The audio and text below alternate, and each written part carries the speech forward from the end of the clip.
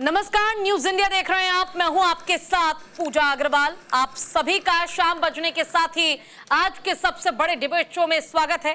महाराष्ट्र में आगामी 20 नवंबर को विधानसभा के चुनाव हैं और सभी पार्टियां अपने अपने उम्मीदवारों की लिस्ट निकाल रही है। लेकिन चुनावों में लगता है महाविकास आघाड़ी में सीट शेयरिंग पर फाइनल बात बन नहीं पा रही है। कारण सिर्फ अखिलेश का अड़ियल रवैया। अखिलेश यादव इंडिया गठबंधन के तहत महाराष्ट्र में कुछ सीटें सपा के लिए चाहते हैं। हालांकि अभी तक महाविकास आघाड़ी की ओर से इस पर कोई बयान नहीं सामने आया है। और इस बीच अखिलेश यादव ने कहा कि अगर हमें गठबंधन में नहीं रखा जाता है तो हम जहां मजबूत है वहां से चुनाव लड़ेंगे। ज्यादा जानने के लिए एक रिपोर्ट देखिए पहले।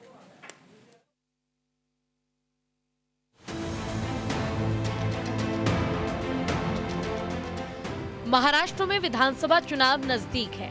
ऐसे में सभी पार्टियों ने कमर कसनी शुरू कर दी है।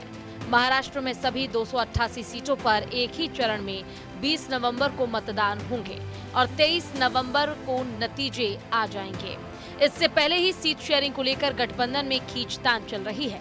जहां महाविकास आघाड़ी ने बुधवार को ऐलान किया था कि 288 सीटों के लिए फॉर्मूला तय कर लिया गया है और 85 सीटों पर बात बनी है। अब अखिलेश यादव का गठबंधन को लेकर बयान सामने आया है। उन्होंने कहा है कि राजनीति में त्याग की कोई जगह नहीं है। समाजवादी पार्टी प्रमुख अखिलेश यादव ने महाराष्ट्र में कितनी सीटों पर चुनाव लड़ने का फैसला किया, इस पर बात करते हुए उन्होंने कहा कि चुनाव कितनी सीटों पर लड़ा जाएगा ये समाजवादी पार्टी के प्रदेश अध्यक्ष तय करेंगे। जहां संगठन होगा और पहले कोशिश करेंगे कि हम लोग गठबंधन में रहे। अगर हमें गठबंधन में नहीं रखा जाएगा तो हम वहीं पर चुनाव लड़ेंगे जहां हमारी पार्टी को वोट मिलेगा और जहां हम मजबूत होंगे। इसके साथ ही उन्होंने ये भी कहा कि वहां से लड़ेंगे जहां संगठन है, जहां हमारी पार्टी को वोट मिलेगा और जिससे कि गठबंधन को नुकसान ना हो। लेकिन इस बात को समझना चाहिए कि राजनीति में त्याग की कोई जगह नहीं है।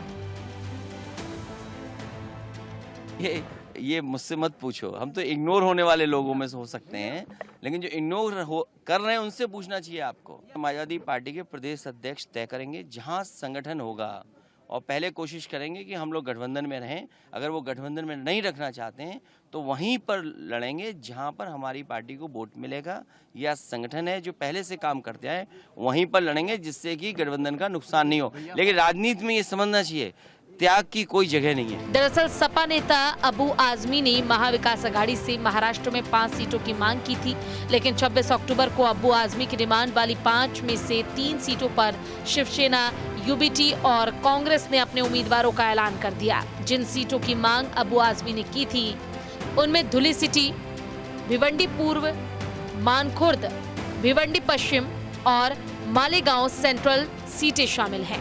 इसके बाद अबू आजमी ने ऐलान करते हुए कहा था कि अगर 5 सीटें नहीं मिली तो वो पूरी 25 सीटों पर चुनाव लड़ेंगे। लेकिन इन सब के बीच महाविकास आघाड़ी के नेता अखिलेश यादव को मनाने में लगे हुए हैं ताकि सीटों का बिखराव ना हो और ना वोटों का बिखराव हो। Bureau report, news India. तो देखिए, रिपोर्ट तो आपने देख ली कि अखिलेश यादव ने साफ कहा राजनीति में त्याग कोई विकल्प नहीं होता है और महाविकास आघाड़ी की गाड़ी यहीं धीमी हो गई। हमारे साथ चर्चा के लिए तमाम गेस्ट जो है वो जुड़ गए। डॉक्टर अवधेश उपाध्याय जी हैं, प्रवक्ता है बीजेपी के, कुछ ही देर में हमारे साथ जुड़ेंगे। गुलाब चंद दुबे जी हैं, प्रवक्ता शिवसेना शरद गुट के। संजय द्विवेदी जी हैं, प्रवक्ता शिवसेना उद्धव गुट के। साथ ही आदेश भारद्वाज जी प्रवक्ता है कांग्रेस के और साथ ही चंचल कुमार जी प्रवक्ता है समाजवादी पार्टी से। आप सभी का बहुत बहुत स्वागत करना चाहूंगी सबसे पहले तो न्यूज इंडिया पर। और सबसे पहले देखिए, जिस तरह से सवाल ये है कि आखिर महाराष्ट्र विधानसभा चुनाव से पहले ज्यादा समय बचा नहीं लेकिन सीटों पर अब तक बात बनी नहीं। संजय द्विवेदी जी क्या कहेंगे, कैसे ये महाविकास आघाड़ी की गाड़ी आगे बढ़ेगी अगर गठबंधन इंडिया अलायंस करने के बाद भी आपके ही सहयोगी नाराज रहेंगे? तो अभी कुछ समय पहले तक कहा जा रहा था सीटें शेयरिंग पर बात बन गई है, लेकिन बात बनी तो नहीं है। प्रीति जी, उत्तर प्रदेश के बाद जो है महाराष्ट्र सबसे बड़ा प्रदेश है जिसमें 288 सीटें हैं। इंडिया गठबंधन के साथ समाजवादी पार्टी भी है और शरद पवार जी भी हैं, उद्धव ठाकरे हैं, कांग्रेस है और भी कुछ 2-3 पार्टियां हमारे साथ में हैं जो चुनाव लड़ रही हैं। निश्चित ये आप समझ लीजिए, इंडिया गठबंधन में हर पार्टी का सम्मान है।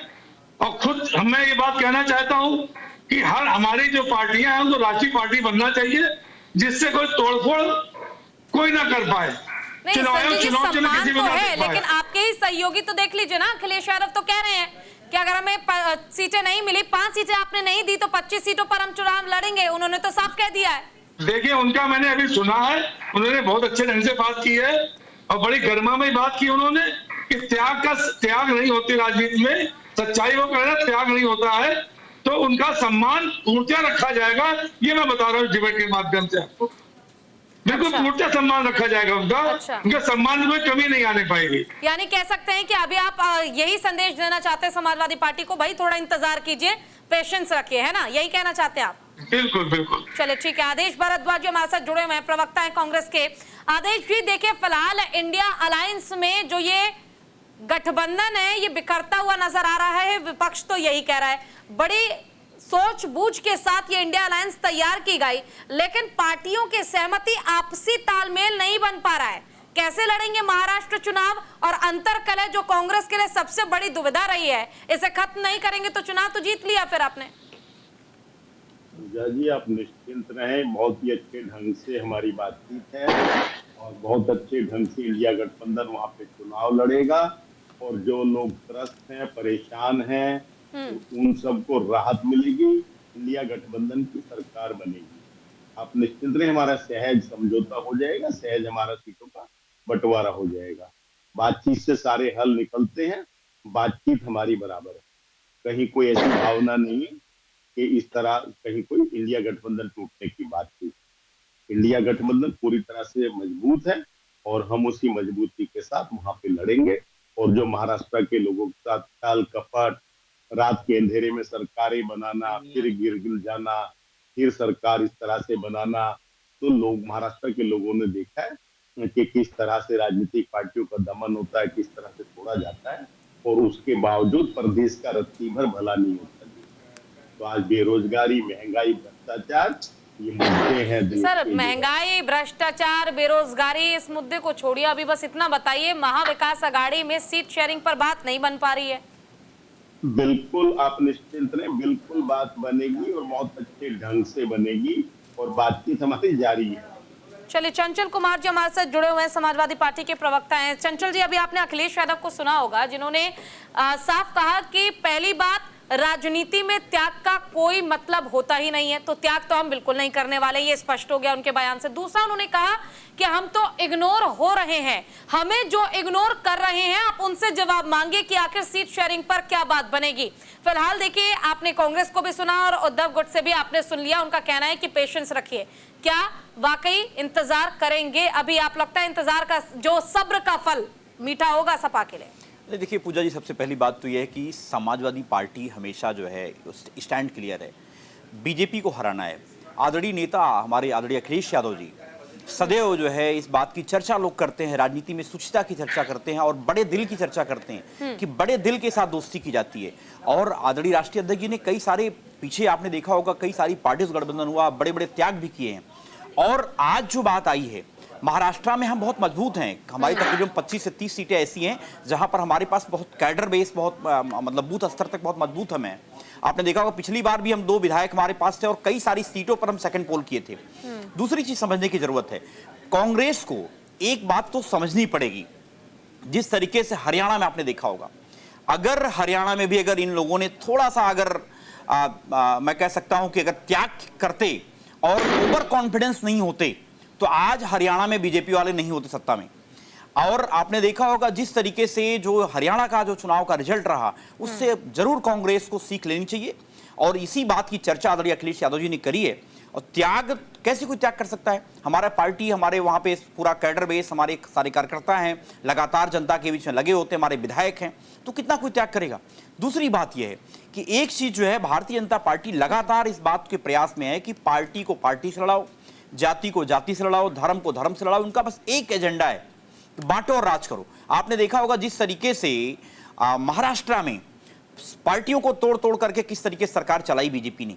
अब जनता वहां का इंतजार कर रही है। आप थोड़ा सा, आप जो धैर्य की बात आई है, थोड़ा सा और रुक जाइए, वो सारी चीजें अभी आज से लेके कल तक क्लियर हो जाएंगी। अब निश्चिंत रहिए, हम लोग साथ मिलकर लड़ेंगे चुनाव। अभी जहां तक बात है, राष्ट्रीय अध्यक्ष ने बहुत साफ तरीके से कह दिया है कि अगर हम लोग जो है भाई बड़े दिल के साथ जो है दोस्ती करते हैं और बड़े दिल के साथ भी जो है आगे बढ़ेंगे भी। कितनी सीटों की उम्मीद कर रहे हैं आप? देखिए, अभी तो ये एक तरीके से कह सकते हैं कि अभी शीर्ष नेतृत्व का सवाल है। मैं जरूर कह सकता हूं कि कम से कम जो है 5 सीटों का समाजवादी तो जिक्र पार्टी किया को जा कम रहा से कम 6-7 सीटें तो कम से कम मिलनी चाहिए। जिस अच्छा। तरीके से पार्टी जो है थर्ड लार्जेस्ट पार्टी है, अगर आप देखें अक्रॉस इंडिया, अगर हम बात करें, एक बहुत बड़ा जनमत है। और अखिलेश यादव जी के प्रति, आदरणीय अखिलेश यादव जी के नहीं तो प्रति 18 सीटें बची हैं, 18 शेष सीटों पे आखिर कांग्रेस, क्योंकि कांग्रेस भी काफी बड़ी पार्टी है, राष्ट्रीय पार्टी है, और ऐसे में कांग्रेस के सामने अगर समाजवादी पार्टी की बात की जाए, 7 सीटों की उम्मीद आप जता रहे हैं, तो कांग्रेस की भी तो कुछ उम्मीद होगी ना, तो वहां कॉम्प्रोमाइज करने के लिए तैयार है ना सपा? नहीं, कंप्रोमाइज की बात जहां तक है, मैंने बताया कि मेन एजेंडा है कैसे इन फिरका परस्ती ताकतों को हटाना है, जो झूठे मक्कार लोग राजनीति में है। जिस तरीके से राजनीति में शुचिता का जो है इन लोगों ने जो एक तरीके से पूरा, आप कह सकते हो कि पूरे देश में अगर हम बात करें तो बीजेपी ने एक तरीके से राजनीति को इतना निचले स्तर पे लाके गिरा करके, जो पार्टियों को तोड़ तोड़ करके, जो है संवैधानिक संस्थाओं का दुरुपयोग कर करके, लोकतांत्रिक मूल्यों की हत्या करके जिस तरीके से सत्ता में बने रहने का खेल खेलना चाहते हैं। इसलिए समाजवादी पार्टी का स्टैंड क्लियर है कि सबसे बड़ा एजेंडा है कि बीजेपी को भगाना है, हटाना है वहां से। अच्छा, यानी यूपी वाली जो रणनीति है कि सीट नहीं, जीत मैटर करती है, फिर चाहे सीट अगर ना भी ज्यादा मिले या मन मुताबिक ना भी मिले तो चल जाएगा। नहीं, देखिए ऐसा नहीं पूजा जी, स्पष्ट है कि हमें सम्मानजनक सीटें वहां पे चाहिए और हम सम्मानजनक सीटों पे लड़ेंगे तो महाआघाड़ी जो है, अपना जो गठबंधन है, उसको फायदा मिलेगा। फिलहाल तो बहुत मुश्किल लग रहा है। ठीक है, देखते हैं एकदम मुश्किल नहीं है पूजा जी, आप निश्चिंत थोड़ा सा इंतजार करिए, चीजें आपके सामने क्लियर हो जाएंगी और आपको सुखद जो है रिजल्ट मिलेगा। और आप देखेंगे वहां पे महाराष्ट्र में बड़ी जीत की तरफ जो है चलिए, उम्मीद करते हैं कि इंडिया अलायंस की बड़ी जीत की उम्मीद भी पूरी हो। डॉक्टर अवधेश उपाध्याय जी जुड़े हुए हैं, बीजेपी के प्रवक्ता हैं। अवधेश जी, देखिए, महाविकास अघाड़ी में तो फिलहाल कुछ नहीं चल रहा है ठीक, लेकिन एनडीए की मैं बात कर लूं तो वहां भी सुर्खियां थी कि कुछ ठीक नहीं है। सीट शेयरिंग पर बेशक से अभी बात बन गई हो, लेकिन चुनाव बहुत मुश्किल रहने वाला है महाराष्ट्र का। उम्मीद क्या लग रही है आपको? महाविकास अघाड़ी में ये जो आपसी कलह चल रहा है, इसका फायदा एनडीए ले जाएगी क्या? मैं आपको बता, हरियाणा उन्होंने एक इस पराग देश है वो देश नहीं करता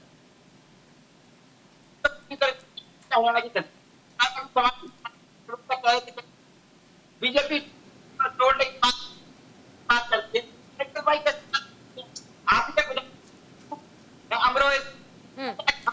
चलो ठीक है, अभी आपकी आवाज ठीक से नहीं आ रही है, दोबारा आऊंगे आपके पास। गुलाबचंद दुबे जी जुड़े हुए हैं, प्रवक्ता है शिवसेना के शरद गुट से हैं।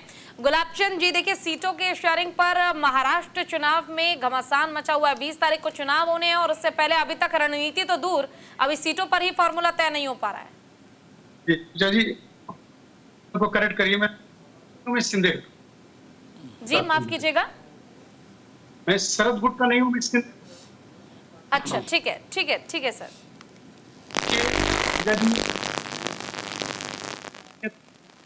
नैतिकता की आवश्यकता पड़ती है। आज विपक्ष के पास न नीति नैतिकता है। कांग्रेस यहाँ पे उद्धव ठाकरे 5 सीट इनसे विमर्श किए बगैर अपना अपना भी दी। यहाँ सपा अखिलेश यादव ये लापरवाही हुआ कि अगर मुझे नहीं दिया गया करके मुझे फंसा देंगे, अगर देते हैं कल तक तो ठीक है, 25 सीट पर चल रहा है। कहाँ का गठबंधन धर्म, कहाँ नैतिकता है, कहाँ संत है? बस तो यह चीज के लिए कि ये लोग कुछ भी कर सकते हैं, इनकी नीयत है।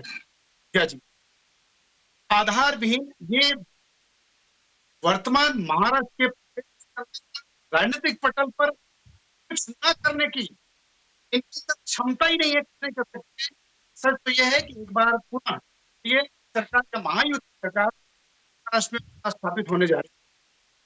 और रही बात इन लोग खटपट की बात, मात्र महाराष्ट्र नहीं बल्कि राष्ट्र है। अभी चंचल जी नसीहत दे रहे हैं हरियाणा में चुनाव में ये अरे यार नसीहत की आवश्यकता आपकी क्या आवश्यकता हो जाती काफी गौरतलब होना चाहिए। तो हरियाणा में चुनाव कांग्रेस एनडीए गठबंधन का धर्म किए बगैर तो वहां से आवाज उठने लगी। फिर उसके परिप्रेक्ष्य में अपने 9 में से 60 सीट पे अपना सत्ता खड़ा कर, इनके पास कोई न नीति है न है समाज के लिए, और हमारा समाज के पास कोई अवधि नहीं है। ये अवतार भी विपक्ष सिर्फ चिल्ला सकता है, मुझे अपवाद की भाषा एक असंसद के कर सकता है। इनके पास कुछ बचा नहीं है के लिए कि हमारे महायुद्ध में एक स्वर बाहर निकला। अपने लोकतंत्र के चौथे के प्रतीक हैं पिताजी। आप कह सकते हैं कि मतलब किससे था, कोई बातें नहीं, बिल्कुल। मैं आपके माध्यम से चुनाव बहुत चला रहे थे कि इस मुख्यमंत्री के चेहरे पे चुनाव लड़ा जाएगा, आदरणीय चेहरे पे चुनाव लड़ा जा रहा है। हम तो चुप्पी पच चुके हैं की बात, लेकिन नहीं, हमारा भारतीय जनता पार्टी आपके में छात्रों के कहा आदरणीय के चेहरे पर, अरे हम वो दल हैं पीछे संख्या बल का हम कोई मान नहीं रखता। Bharatiya Janata party 103 seat. चले आदेश जी, आपके पास आना चाहूंगी। देखिए सीटों के समीकरण पर सवाल तो बहुत हैं, लेकिन अब क्योंकि चंचल जी भी हमारे पास बैठे हुए हैं, उन्होंने भी कहा है कि इंतजार किया जा रहा है सीटों पर कुछ बात अगर बन जाए। देखिए 85 सीटें तो चाहे हम उद्धव गुट की बात कर ले चाहे शरद गुट की बात कर ले, उन्होंने तो तय कर लिया। 18 सीटें बची हुई हैं 288 में से। इस 18 सीट पर अगर बात कॉम्प्रोमाइज की आ गई, जैसे उत्तर प्रदेश में आपने कर लिया, तो अगर ऐसी स्थिति महाराष्ट्र में भी बन गई तो क्या इसके लिए पार्टी तैयार है? क्योंकि सीट हो ना हो, लेकिन जीत जब जरूरी है, बीजेपी को हराना जरूरी है, तो कहीं ना कहीं तो झुकना पड़ेगा। पूजा जी गठबंधन के धर्म को निभाना होता है, सबको साथ लेके चलना होता है, और हम सब उसमें सक्षम हैं। हम सब बड़े राजनीतिक नेता हैं हमारे, जो हम उसमें बैठ के उसका रास्ता निकाल लेंगे। बिल्कुल कहीं कोई चिंता की बात नहीं है। तो शुरुआत में थोड़ा सा होता है और उसके बाद रास्ता निकलता है। नहीं तो आपको नहीं लगता आदेश जी, ये जो शुरुआत में हो रहा है, अगर इसे आपसी बात से खत्म कर लिया जाए तो फिर विपक्ष के पास, एनडीए के पास तो आप खुद मुद्दा दे रहे हैं बात करने का, चर्चा करने का, आप पे आरोप लगाने का। भाई कहीं ना कहीं आपके इस अंतर कलह से या फिर सीट शेयरिंग पर जो बात नहीं बन रही है, इसको लेकर विपक्ष बुना रहा है, वो जनता के सामने बोल रहा है, और अगर जनता के सामने बोलेगा तो लाजमी सी बात है इसका प्रभाव तो आपको डेंट के रूप में चुनाव के दौरान मिलेगा ना। पूजा जी कोई डेंट नहीं है, हर राजनीतिक धड़े के अंदर ये होता है और सब लोग चुनाव में जाते हैं। लेकिन आज देश के सामने जो है मेन मुद्दा महंगाई का है, बेरोजगारी का है, भ्रष्टाचार का है, इनके अत्याचार का है, किसानों के साथ हो रहे दुर्व्यवहार का है, ये मुद्दे हैं।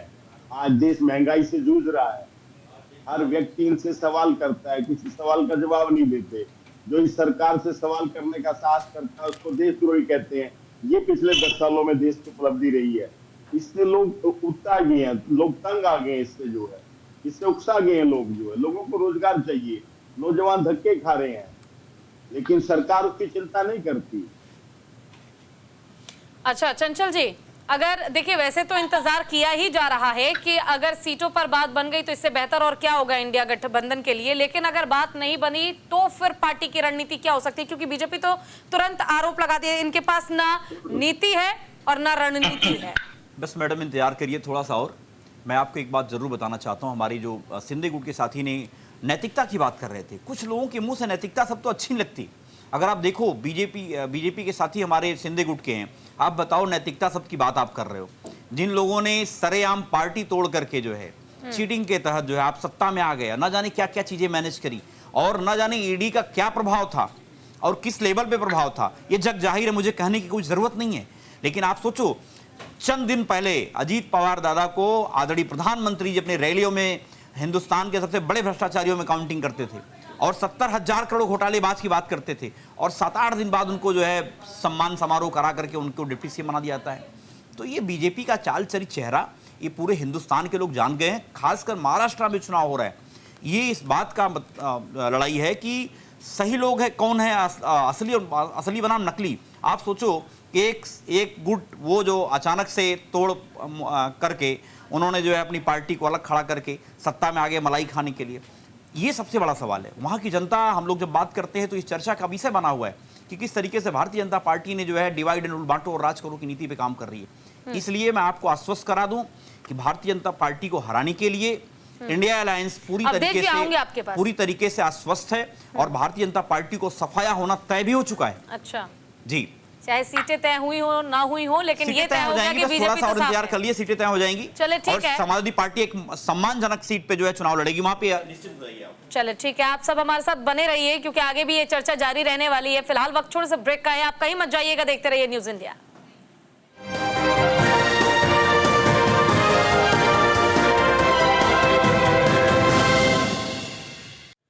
चलिए ब्रेक के बाद एक बार फिर से स्वागत आप सभी का। महाराष्ट्र में आखिर 20 तारीख को होने हैं चुनाव। चुनाव से पहले घमासान दोनों ही पार्टियों में जारी है, चाहे फिर वो महाविकास आघाड़ी हो या फिर महायुति। डॉक्टर अवधेश जी उपाध्याय जी हैं हमारे साथ जुड़े हुए हैं, बीजेपी प्रवक्ता हैं। अवधेश जी, आपकी ओर रुख करना चाहूंगी। देखिए, जैसा कि चंचल जी ने कहा, आपने आरोप लगाया कि ना तो नीति है ना रणनीति है। उन्होंने आरोप लगा दिया न चाल, न चरित्र, न चेहरा। क्या करेंगे आप? ना जीत पाएंगे ना लड़ पाएंगे ढंग से। देखिए प्रीति जी, मैं बताऊं आपको, मैंने अभी सभी को सुना है, समाजवादी पार्टी के प्रवक्ता हैं, कांग्रेस के प्रवक्ता हैं और आपके उद्धव गुट के भी प्रवक्ता बैठे हुए हैं यहाँ पे। सबकी एक ही भाषा है। लेकिन एक बात बताइए, ये इनमें एकता दे रही है क्योंकि धरातल पे कोई एकता नहीं। एक महाराष्ट्र सीट नहीं देता तो दूसरा उत्तर प्रदेश में सीट नहीं देता है अपने पार्टनर को, तीसरा हरियाणा में नहीं देता है। कह रहा भैया आपने मुझे हरियाणा में नहीं दी, महाराष्ट्र में नहीं दी, मैंने आपको उत्तर प्रदेश में नहीं दिया। ये तो उनके चाल चरित्र है। एक कहावत आपने सुनी होगी कि कहीं का ईंट कहीं का रोड़ा और भानुमती ने कुंदवा जोड़ा। तो ये जो इंडिया अलायंस है वो भानुमती या कुंदवा है, जिसके पास ना तो कोई नीति है और ना ही नियत है काम करनी। और कहीं का ईंट कहीं का रोड़ा है, कहीं कोई अपने स्वार्थ के लिए सब जुड़े हुए हैं। जब स्वार्थ निकल जाता है तब सब अलग अलग हो जाते हैं। आप देखिए ना, दिल्ली में लोकसभा चुनाव में कांग्रेस पार्टी और आम आदमी पार्टी एक साथ लड़े थे और चुनाव खत्म होने के बाद तुरंत जो एक दूसरे दुश्मन बन बैठे।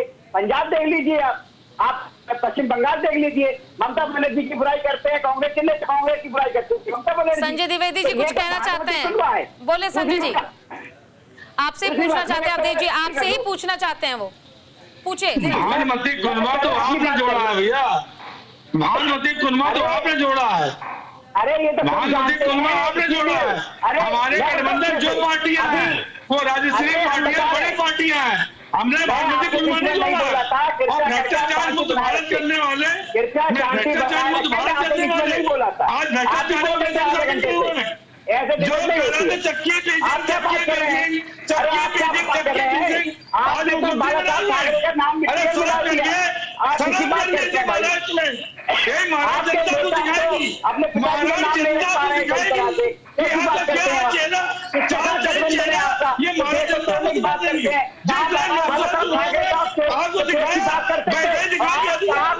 देखिए आरोप लगा के कुछ नहीं होगा। अगर आप संयम से अपना जवाब रखें तो बेहतर होगा संजय जी और अवधेश जी। आरोप, मुझे लगता है अगर आप आरोप लगाते रहेंगे तो ये पूरा डिबेट भी खत्म हो जाएगा और समय भी निकल जाएगा, लेकिन आरोपों का चिट्ठा खत्म नहीं होगा। मैं किसी के बीच में नहीं बोला, मैं किसी के बीच में नहीं बोला, मुझे बोलने किसी के बीच में नहीं बोला। संजय जी आऊंगी आपके पास। देखिए जरूरी है कि अगर आप आरोप भी सुन लेंगे तो उसका बेहतर तरीके से आप जवाब भी दे पाएंगे। आपके पास आऊंगी, बस 1 मिनट का समय दीजिए, 1 मिनट का समय दीजिए संजय जी, बस 1 मिनट का समय दीजिए। बोलिए अवधेश जी। मल्लयुद्ध नहीं हो रहा है, कुश्ती नहीं हो रही है यहाँ पे। आपने अपनी बात रखी, सबने सुनी। बोलिए अवधेश जी, बोलिए। मुझे तो अभी समय मिला है बोलने का। बोलिए। दूसरी बात, देखिए ये बात कर रहे थे समाजवादी पार्टी के प्रवक्ता चंचल बांटने की बात करती है बीजेपी। एक बात बताइए, समाजवादी पार्टी के विधायक है महबूब अली अमरोही से, क्या कहते हैं वो कि हमारी आबादी जिस तरह से बढ़ रही है उस हिसाब से आने वाले समय में सरकार हमारी होगी, तुम्हें कौन बचाएगा, हिंदुओं को कौन बचाएगा, बीजेपी तक चल दी जाएगी। अच्छा, उसके बाद देखिए आप, अब आदमी ने क्या कहा कि हिंदुओं को मैं नानी याद दिला दूंगा। उधर कांग्रेस के स्टेलिन कहते हैं कि हिंदू धर्म तो मलेरिया डेंगू की तरह है, उसे तो मार देना चाहिए, मसल देना चाहिए। अरे भाई, तोड़ने की बांटने की राजनीति तो आप कर रहे हैं। आप एक ही धर्म को लेकर चल रहे हैं, हिंदू धर्म का अपमान करते हैं, हिंदुत्व का अपमान करते हैं, हिंदू देवी देवताओं का अपमान करते हैं। आपको एक विशेष वर्ग, उसकी जातियां दिखाई नहीं देती, जिसमें 40 से ज्यादा जातियां आती हैं। अवधेश जी जवाब ले लीजिए, बोलिए चंचल जी। हमारे देश में हिंदुओं में जातियां दिखाई देंगी इनको। हाँ। देखिए, इसका जवाब देंगे चंचल जी। ये जाट है, ये गुर्जर है, ये यादव है। अरे भाई, मुसलमानों में अब सुन लो उदय जी, सुन लो मेरी बात को, सुन लो, अब जवाब तो ले लो। आपको याद है मुसलमान? अरे सुन लो, आप मुसलमान पाकिस्तान के अलावा कोई डिबेट कर पाते हो क्या? क्या बात करोगे? हमेसा बांटने की बात करते हो, हमेशा नफरत की बात करते हो, क्यों नफरत फैलाना चाहते हो हमेशा? आज देखो, आप ही लोग बहराइच में दंगा कराते हो, आप ही के पार्टी का विधायक सरेआम आपके नेताओं के खिलाफ एफआईआर लिखाता है और कहता है कि मेरे बेटे को जान से मारने के प्रयास किया गया, वो भी जिले के आला अधिकारियों के सामने। क्या बात करोगे आप? केवल झांसेबाजी जुमलेबाजी करते हो आप लोग। आप मुझे बताओ, मैंने सवाल पूछा था, अजीत पवार 4 दिन पहले जो भ्रष्टाचार के सबसे बड़े नायक थे और 4 दिन बाद उनको डिप्टी सीएम बनाते हो, किस मुंह से बात करोगे भाई आप? जनता आपके चेहरे को जान चुकी है और आपको समझ चुकी है। आने वाले समय में आप लोग जब कभी भ्रष्टाचार की बात करते हो तो लोग हंसते हैं आपके ऊपर। क्या बात करोगे आप? अब बताओ, अशोक चौहान आदर्श सोसाइटी घोटाले वाले, बताओ कैसे लगते हैं आपको? जब भी प्रधानमंत्री जी महाराष्ट्र जाते थे,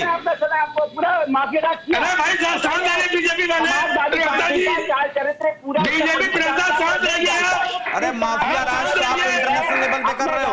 आज हालत ये हो गई है कि बंदा जेल से लेकर के जिसकी भी चाह सुपाई ले रहा है, मैंने मरवाया है। जी बोले संजय जी, बोलिए।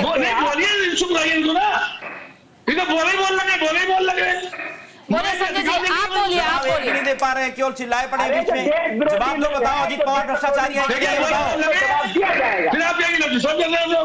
हिंदू देवी देवता का अपमान करेंगे, उनको जवाब दिया जाएगा। बताओ उदय जी, अजीत पवार को भ्रष्टाचारी मानते हो कि नहीं मानते हो? अशोक चौहान को भ्रष्टाचारी मानते हो कि नहीं मानते हो? बताओ क्या बात करोगे? केवल झांसेबाजी करते हो मंच पे खड़े होकर के आप लोग। लाल किले की प्राचीर से प्रधानमंत्री झूठ बोलते हैं। अरे आप क्या बात करते हैं? किसकी बात? अरे बताओ, अजीत पवार के बारे में बताओ ना, बताओ तो दूध के धुले हुए हैं। हेमंत बिस्वा से लेकर के नारायण राणे से लेकर के अशोक चौहान से लेकर के सारे भ्रष्टाचारी आपकी पार्टी के साथ गठबंधन कर लिए, आपके पार्टी के बड़े नेता हो गए। क्या बात करोगे? किस मुंह से जनता के सामने जाते हो? जनता आपको दौड़ा रही महाराष्ट्र में, जनता आपको प्रचार नहीं करने दे रही है। आप प्रचार नहीं कर पाओगे महाराष्ट्र में, हम लोग जान रहे हैं, नहीं जा पाओगे। फिर हिंदू मुसलमान पे आ गए।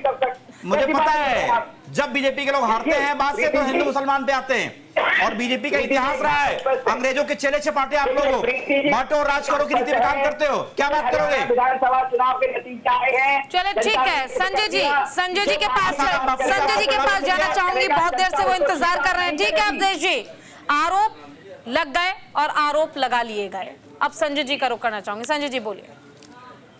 देखिए, बहुत स्पष्ट में बताते हैं आपको पूजा जी कि भारतीय जनता पार्टी का चेहरा कुछ और है, नकाब कहीं है, काम कुछ करते हैं, ज्ञान इतना देते हैं जिसकी हद नहीं। जितने देश से भ्रष्टाचारी थे, अजीत पवार से लेके जितने भ्रष्टाचारी थे, चाहे पश्चिम बंगाल ले लीजिए, आसाम ले लीजिए, सब इनकी पार्टी में।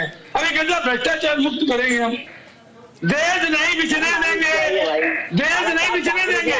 पूरा देश फिर बोलने लगे, फिर बोलने लगे, अरे पूरा देश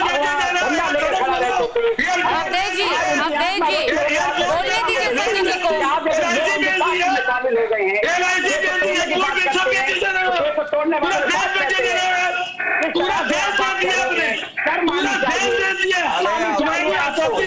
चाहिए आपको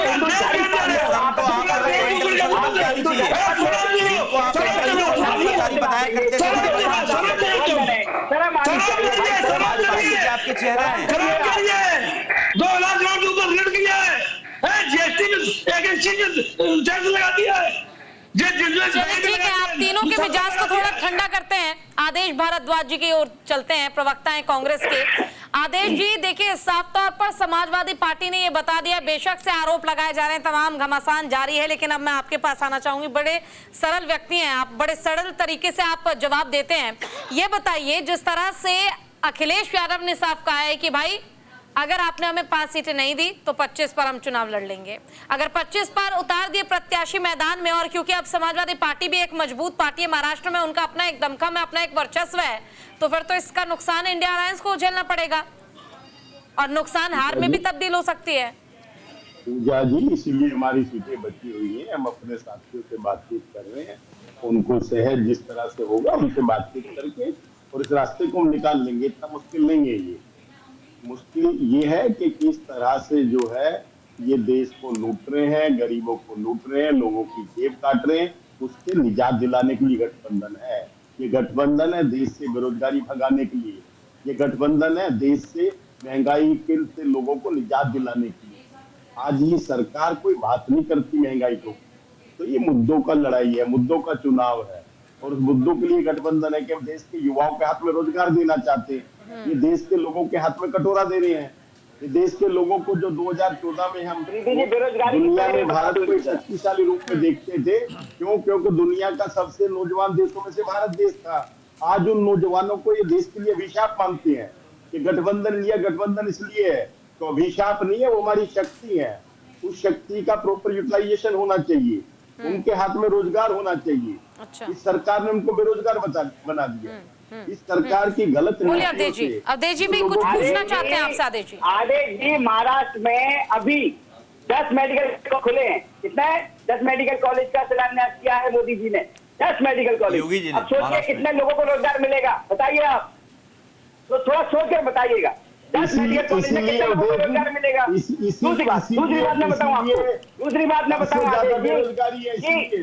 मैं बताऊं आपको, जो पीएफ अकाउंट हमारे देश में 8 लाख थे एक समय पे, जब आपकी सरकार थी, कांग्रेस की सरकार 2014 से पहले, वही पीएफ अकाउंट आज 8 लाख से बढ़कर 26 लाख हुए हैं।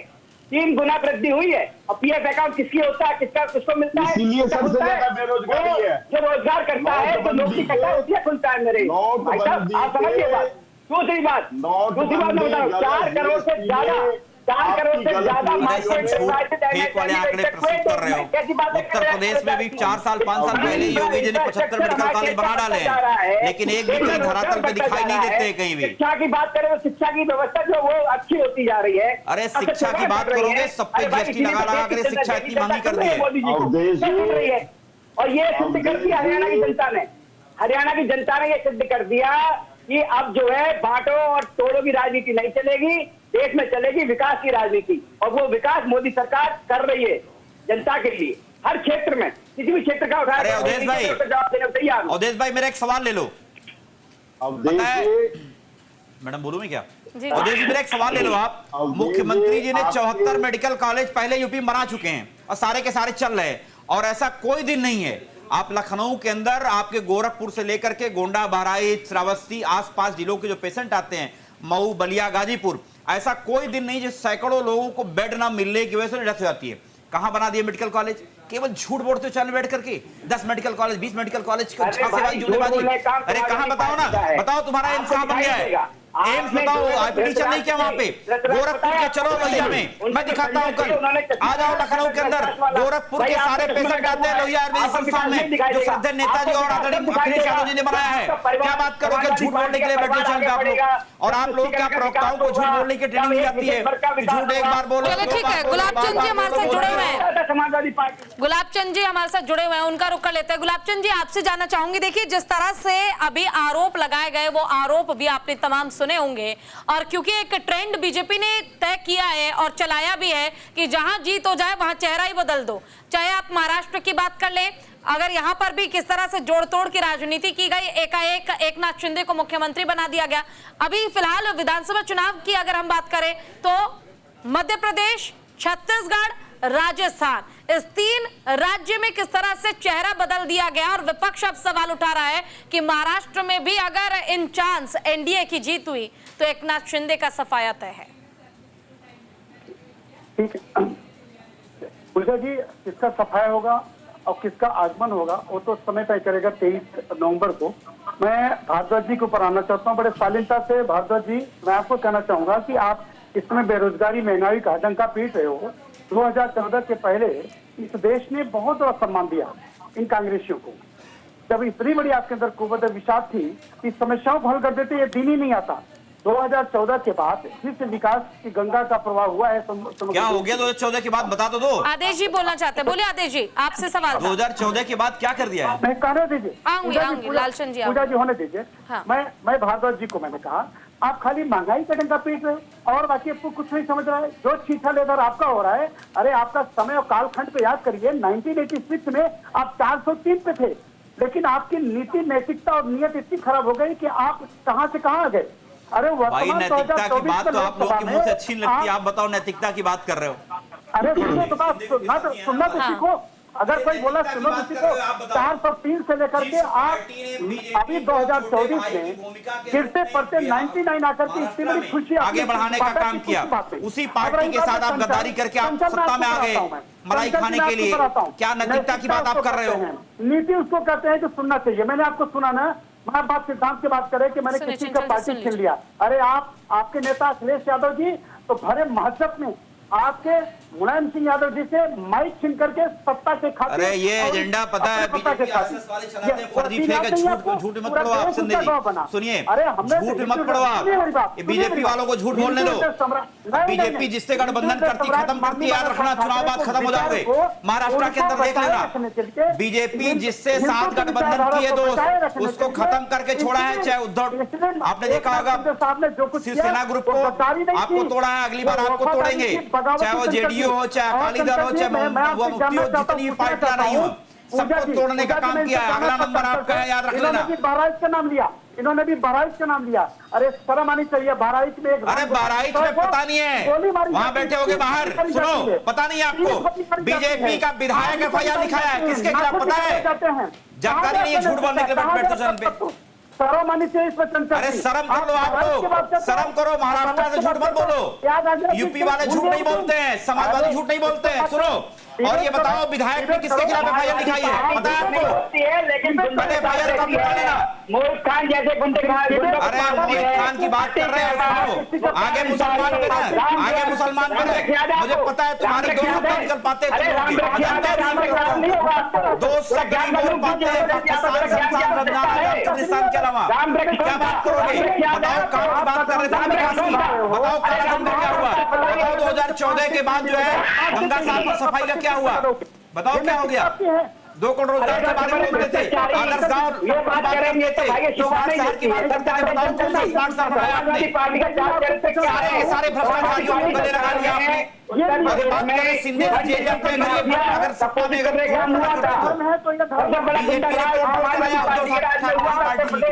आप अपने गठबंधन घर पर निर्वाह करो महाराष्ट्र में। आप कह रहे हो कि मुझे 5 सीट अगर नहीं देते हो तो मैं 25 सीट पे लड़ूंगा, ये आपका धर्म है? अरे आप हमको धर्म सिखाओगे? जो चीटिंग करके, बेईमानी करके सत्ता में आ गए, हमको धर्म सिखाओगे आप? समाजवादी पार्टी ने कांग्रेस को भी कर दिया। आप नैतिकता की बात सिखाओगे समाजवादियों को? पहले आपने गिरेबान में जाके बीजेपी वालों सुन लो भैया, सुन लीजिए दुबे जी, बीजेपी वाले जिससे गठबंधन करते हैं उसको खत्म करके छोड़ते हैं। अगला नंबर आपका याद रखना, अगला नंबर आपका अजीत पवार को खत्म करेंगे। महाराष्ट्र में आपकी कहानी खत्म हो गई है, ये बीजेपी वाले जान रहे हैं। इनको आप याद कर लो, डिप्टी CM फडणवीस साहब किस दिल से बैठे होंगे, उनके मन के अंदर पीड़ा जानते हो? आपको खत्म करके मानेंगे बीजेपी वाले। 2012 में आप सत्ता में आए थे उत्तर प्रदेश में, वहां पे एक भी हमारे हिंदू धर्म का। अरे क्या जानते हो यूपी के बारे में? नहीं पता है आपको? उत्तर प्रदेश के अंदर जो आदरणीय अखिलेश यादव जी ने जो है काम कर दिया है, आप पता है गांव में गांव पुलिस पहुंचती है, डायल 100, वुमेन पावर लाइन, इतने बड़े बड़े प्रोजेक्ट पे काम किया, आप सोच नहीं पाओगे। क्या बात करोगे आप? चाहे वो एशिया का सबसे बड़ा कैंसर इंस्टीट्यूट हो, चाहे मिश्रा पार्क हो, ट्रिपल IIT से लेकर के बड़े बड़े काम हुए। आरक्षित जगह ये आपने किया, ये मैं मानता हूँ। अरे तो शुक्र मनाओ कि अच्छा हुआ कि योगी राज आया, कम से कम एक गर्व से। अरे क्या योगी राजा दंगे करा रहे हो हर जगह? पता है कि नहीं पता है? बहराइच का दंगा कौन कराया? और सुनो दुबे जी, आप नहीं जानते, आपको आप पता लोगों ने है कराया महाराष्ट्र दंगा। बीजेपी का एक पिछड़े समाज का विधायक आपको मुख्यमंत्री का सजाती व्यक्ति लतियाता है, लेकिन वो विधायक अपनी एफआईआर नहीं लिखवा पर नहीं पता है। क्या बात करोगे आप? विधायक बात बताइए, विधायक अपनी एफआईआर नहीं लिखवा पा रहा है, क्या ऑर्डर की बात करोगे? केवल दूर के ढोल सुहावन है आपको दिखने में। आप नहीं जानते हो उत्तर प्रदेश में आज जंगल राज है। अभी आपको पता है डीएम कार्यालय के बगल में ही एक लड़की का 4 महीने पहले हत्या करके जो है उसको गाड़ दिया गया। डीएम सोचो, डीएम कार्यालय कानपुर में। क्या बात करोगे लॉ एंड ऑर्डर के ऊपर आप? पुलिस कस्टोडियल डेथ में उत्तर प्रदेश नंबर 1 है, पता है कि नहीं पता आपको? आप वहां महाराष्ट्र जी आदेश जी बोलिए। और बीजेपी आपको खत्म करने जा रही है। चंचल जी आदेश जी को बोलने दीजिए। मैंने आपको सुना मेरी बात को रिकॉर्ड कर लो, अगला नंबर बीजेपी आपको खत्म करेगी। महाराष्ट्र से गायब हो आप। ठीक है, अब सुनो आदेश जी। अगर आपको सुनना है तो सुनिए मुझे आप। मैं बड़ी सिद्धता के साथ पूजा जी, मैं चंचल जी की बात को जवाब दे रहा हूँ। ये नसीहत दे रहे हैं। इनके कार्यकाल में जितने रेपिस्ट थे, जितने गुंडे थे, बलात्कारियों की पार्टी आप क्या बात करोगे? मैं नाम जानता हूं, चिन्मयानंद स्वामी का नाम जानते हो? खटक रही है। आसाराम बापू से किसको प्रेरणा मिलती थी? भाजपाइयों को मिलती थी। क्या बात करोगे आप? चंचल जी, बीजेपी के लोग जो है बिल्किस बानो रेप के लिए चलिए ठीक है, हो गया। आपको नहीं पता है जिंदगी मैं बताऊंगा। ठीक है, लिस्ट दोनों के पास काफी लंबी है। आदेश जी आप बोलिए। दुबे जी बलात्कारियों का सम्मान। बस ठीक है चंचल जी, हो गया। पूजा जी, दुबे जी ने कहा था कि 2014 से पहले क्या था और अब क्या खराब हो गया। मैं बड़ी जिम्मेवारी के साथ उनको एक कहना चाहता हूं कि 2014 तक देश के अंदर गैस का सिलेंडर 400 रुपए का मिलता था।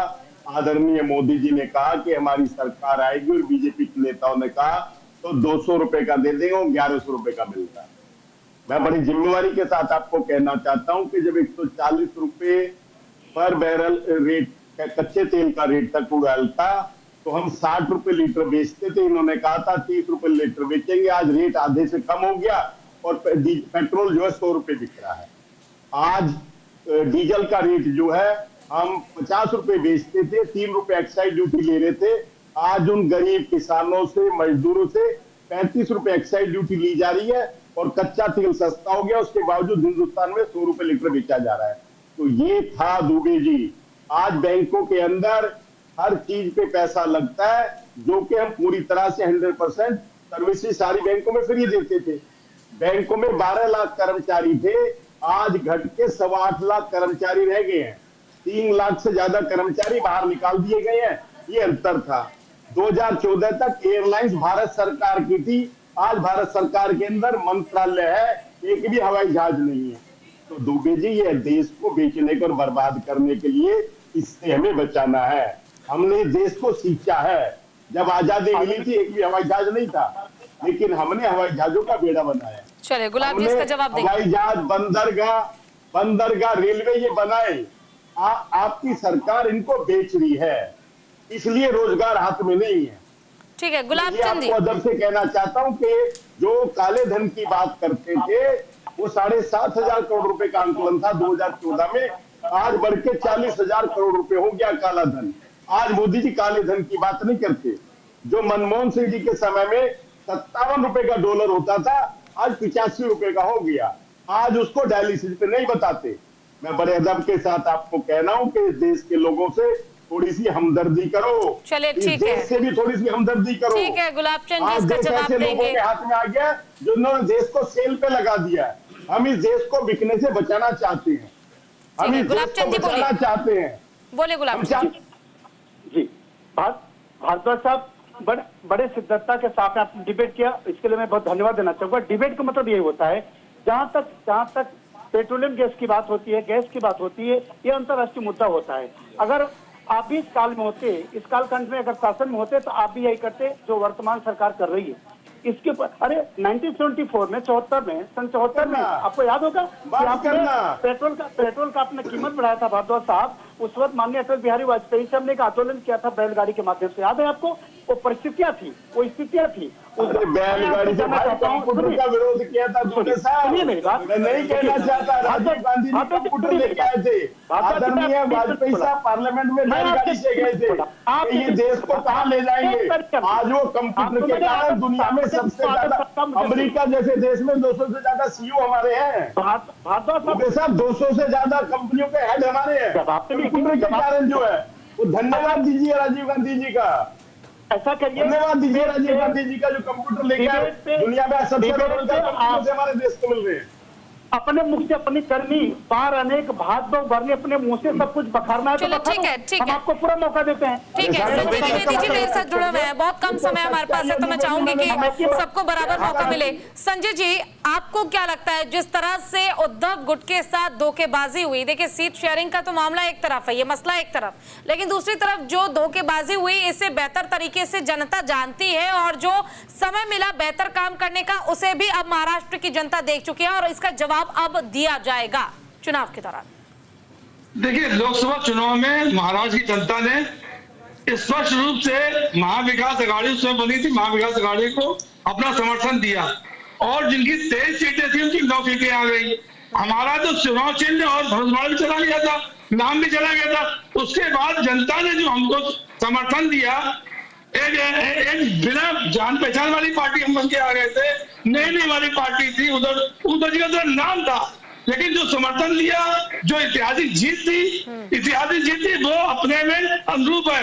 गुलाब चंद जी हमारे हंस रहे क्योंकि गद्दारी करके ही भाग गए थे, इनको राज्यसभा में जाना था, मंत्री बनना था, इनको जिले को मुख्यमंत्री बनना था, तो जो मुख्यमंत्री बनना चाहे वो उधर रहे, जो लड़ाई लड़ना चाहे देश के लिए, जनता के लिए, महंगाई बेरोजगारी कम करने की बात करना चाहे, देश न बिकने की बात करना चाहे, देश नहीं बिकने देंगे, भ्रष्टाचारियों को भारतीय जनता पार्टी अपनी समाहित कर रही है।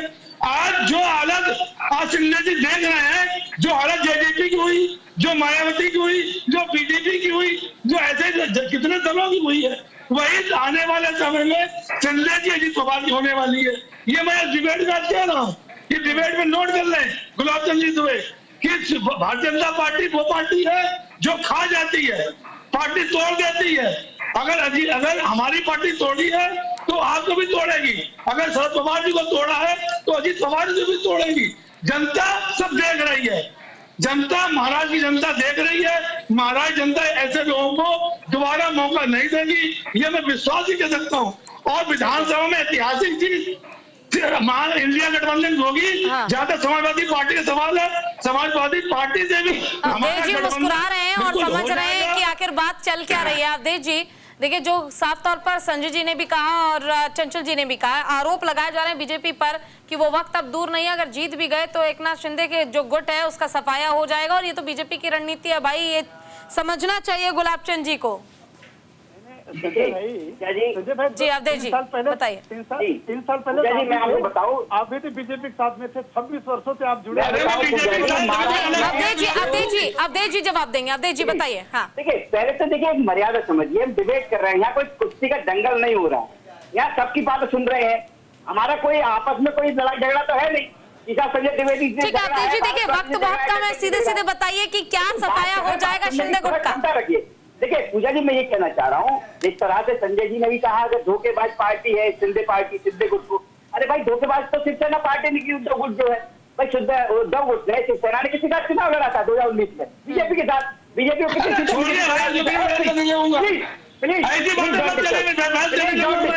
Please don't disturb me, please.